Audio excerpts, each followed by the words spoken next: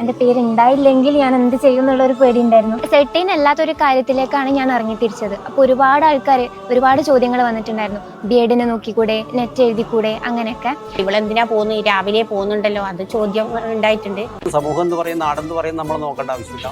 പഠിക്കണം എന്ന ആഗ്രഹം കൊണ്ട് നമുക്കൊരു വിജയത്തിൽ എത്താൻ പറ്റും സ്വയം ബോധ്യമുണ്ടെങ്കിൽ അതിനുവേണ്ടി പരിശ്രമിക്കും. കുറച്ച് ടൈം എടുത്തിട്ടായാലും നമ്മളൊരു സ്റ്റേബിൾ ആയിട്ടുള്ള ഒരു കാര്യത്തിലേക്ക് എത്തുന്നത് നല്ലതല്ലേ? എൻ്റെ കുടുംബത്തിലായാലും ഇവിടെ അച്ഛൻ്റെ കുടുംബത്തിലായാലും ആദ്യമായിട്ട് ഒരു ഗവൺമെന്റ് ജോലി നമ്മളെ ആ ഒരു സ്വപ്നം സാക്ഷാത്കരിച്ചത് നമ്മുടെ മോളാണ്. ഞാൻ കുറെ കല്യാണാലോചനകളോ സ്വന്തം കാലിൽ നിന്നിട്ട് അവളെ ആ കാര്യങ്ങൾ നേടിയെടുക്കട്ടെ എന്നില്ല ആ ഒരു ഇതുകൊണ്ട് നമ്മളും അതിനെപ്പറ്റി ചിന്തിച്ചില്ല. നമ്മളിപ്പോൾ ഒരു ഫംഗ്ഷന് പോയാൽ അല്ലെങ്കിൽ സുഹൃത്തുക്കളുടെ പോയാൽ കുടുംബ വീട്ടുകളിൽ പോയാൽ മാളവി എന്താ പഠിക്കുന്നത് ചോദിച്ചാൽ ഇങ്ങനെ കോച്ചിങ്ങിന് പോകുന്നുണ്ട്.